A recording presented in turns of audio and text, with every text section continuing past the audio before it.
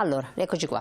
Allora, stavo dicendo appunto il problema del cibo è un problema sociale, perché quando incominciano a non esserci soldi, ma è una catena poi tra l'altro, perché se una persona non acquista beni perché non può farlo perché ha una famiglia a mantenere, perché ogni giorno bisogna comprare cibo e quant'altro, poi la catena diventa lunga, perché ovviamente l'agricoltore che non può vendere direttamente ci rimette, cosa fa con questi? Deve consentire i prezzi che vengono proposti nella filiera lunga della GDO, per esempio, giusto? Sì, ha detto bene lei, cioè, il problema è proprio questo, è un grosso problema sociale, ma l'agricoltura fa la sua parte, sta mettendo in campo tutti quei sistemi per dare la possibilità di ridurre i prezzi finali, però poi alla fine, come si vede, il prezzo finale non è determinato dall'agricoltore, il prezzo finale è determinato dalla GDO, è determinato da quelli che fanno il prezzo finale. Gli agricoltori non fanno il prezzo finale, quindi la difficoltà che oggi noi abbiamo è proprio questa, perché se noi poi andiamo a vedere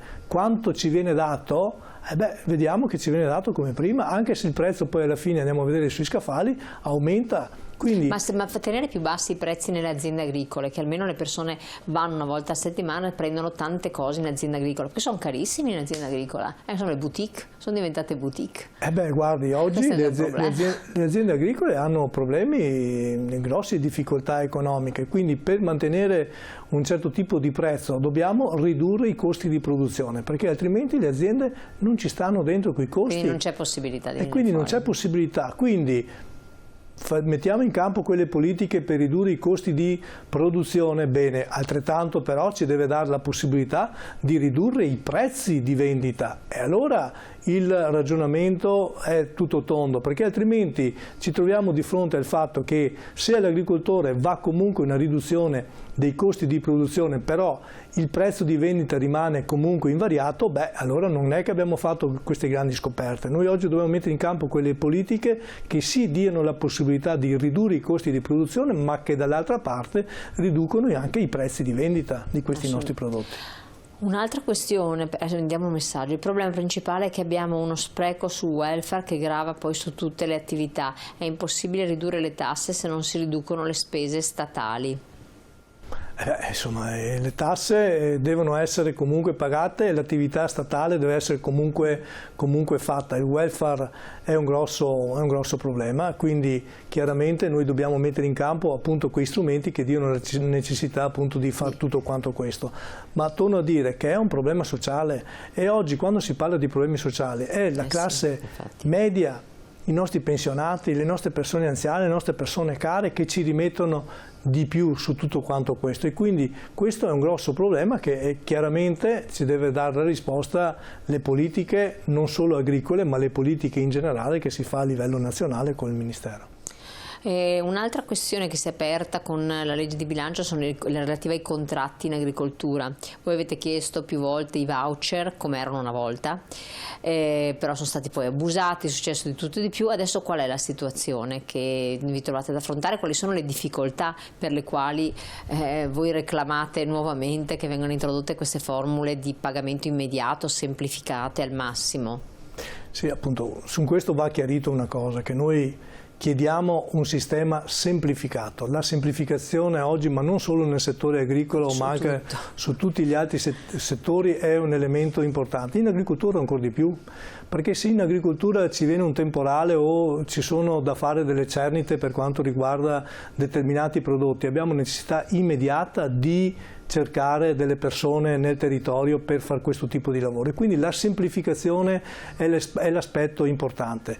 I voucher del 2017 andavano in questa direzione, perché i voucher del 2017 era un sistema molto semplificato che permetteva alle aziende agricole di andare nei tabacchini oppure andare nelle poste, di acquistare i voucher e pagare l'attività lavorativa tramite i voucher. Oggi ci è stato proposto un contratto che non sono i voucher, è un nuovo contratto, ma però che necessita ulteriormente di aggravi burocratici, quindi non va nella direzione in cui CIA ha chiesto. Cioè noi chiediamo oggi non la riduzione del costo del voucher, ma chiediamo con forza la riduzione della semplificazione burocratica delle nostre aziende, perché l'attività agricola è un'attività particolare, è un'attività molto specifica e quindi dettata anche dalle regole meteorologiche, per certo, esempio, degli imprevisti che possono succedere. Assolutamente sì,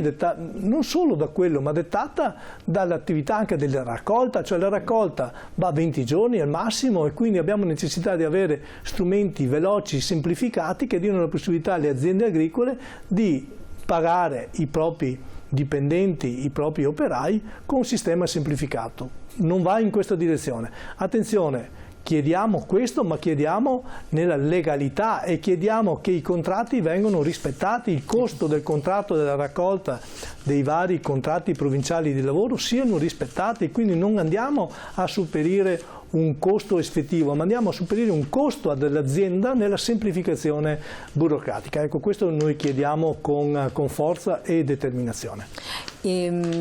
Peraltro anche magari ripristinare questi voucher e riservarli esclusivamente al settore agricolo potrebbe essere anche una soluzione, perché erano stati estesi un po' ovunque.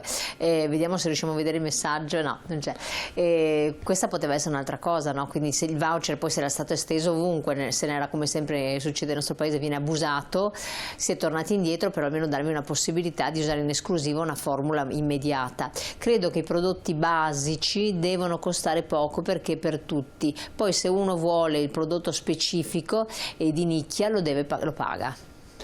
Sì, ritorno a sottolineare al nostro telespettatore, cioè, gli agricoltori purtroppo non possono dare il prezzo finale.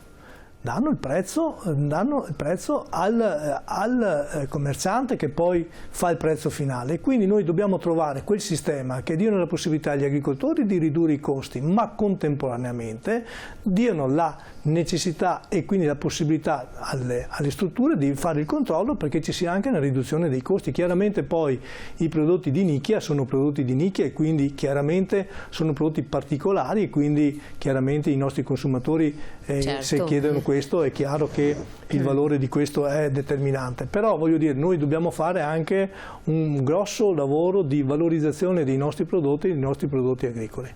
A proposito dei prodotti agricoli, c'è stato un danno che avete riscontrato per quel che riguarda i radicchi, il cavolo riccio, insomma certe produzioni del periodo invernale, autunno-invernale, che non essendoci temperature idonee sono state irrimediabilmente danneggiate, e quindi qui c'è stato riscontrato un danno oggettivo. È così? Sì, lo dicevamo prima. Oggi nel mese di dicembre abbiamo avuto un aumento di 4 gradi centigradi rispetto dei mesi precedenti, rispetto agli anni precedenti.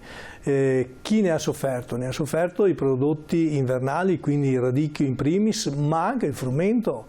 Quindi abbiamo già perdite che superano... Anche il frumento?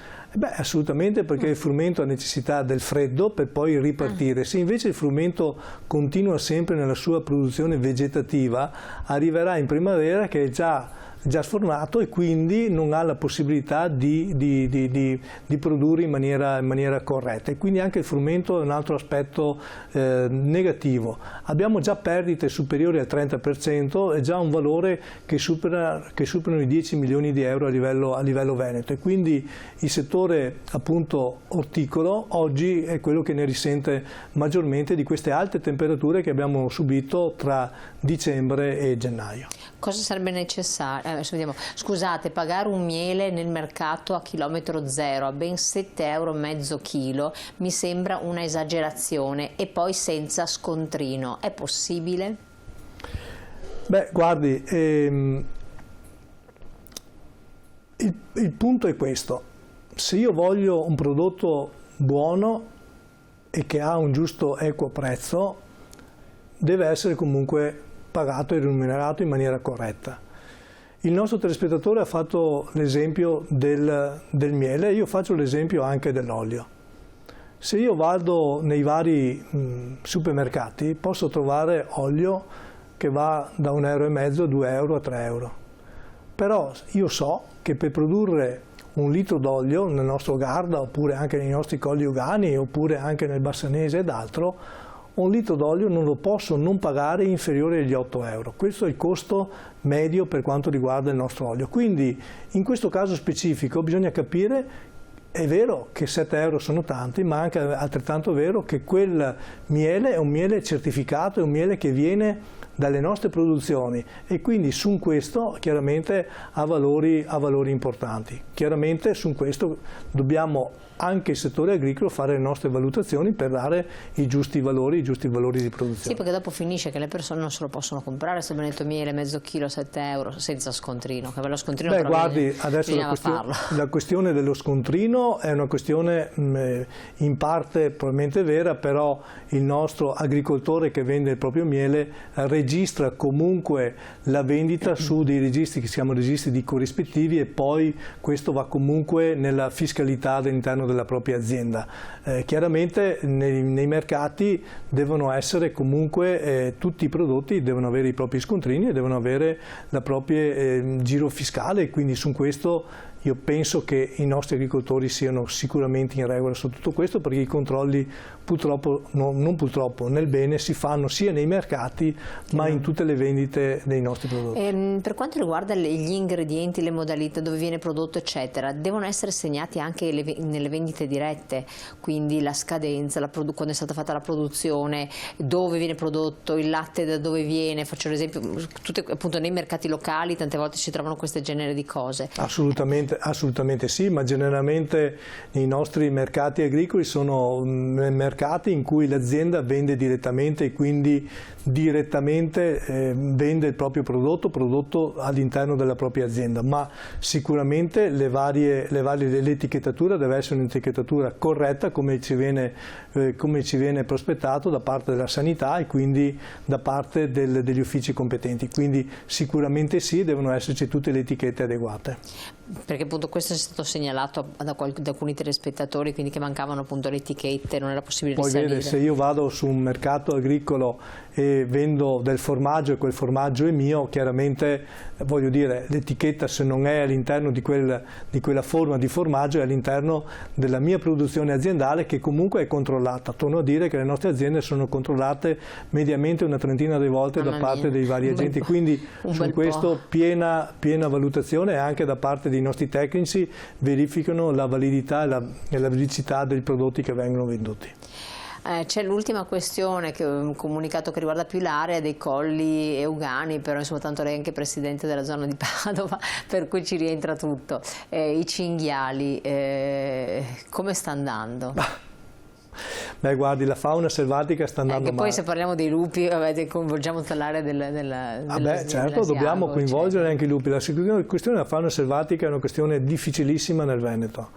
Lo ha detto l'assessore regionale, lo diciamo noi, mi sembra che oggi ci sia un interessamento anche da parte del Ministro, oggi vi è la necessità di modificare la 157. Là si deve fare, dobbiamo modificare la legge che dà la possibilità di trovare quelle soluzioni adeguate per superare ai problemi della fauna selvatica. Mentre si parte da una protezione dobbiamo salvaguardare anche il territorio, quindi nel momento in cui ci sono molti animali che danno grossi problemi non solo all'agricoltura ma anche ai cittadini complessivamente, in quei casi si deve intervenire.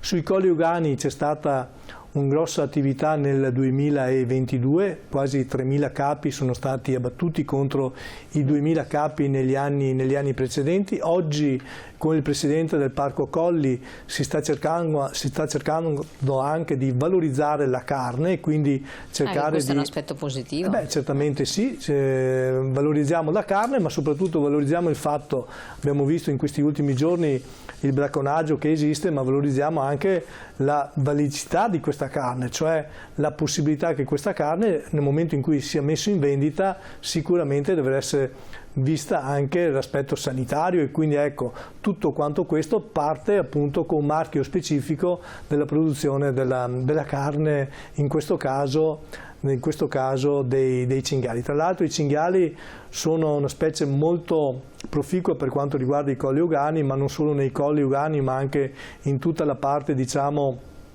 pedemontana della nostra regione.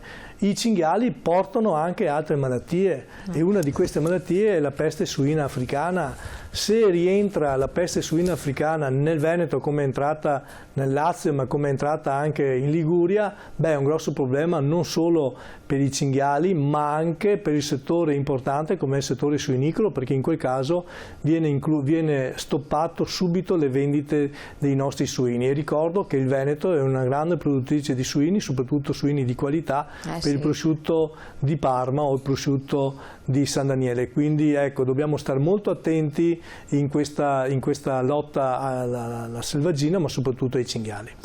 Allora, abbiamo affrontato tante questioni, il direttore le abbiamo spremute praticamente, però era importante fare un po' un quadro in generale. La ringrazio tantissimo, le auguro buon lavoro naturalmente, e ringrazio voi telespettatori di aver partecipato con i vostri messaggi, di averci scritto, di mandarci le vostre mail che sono sempre molto interessanti.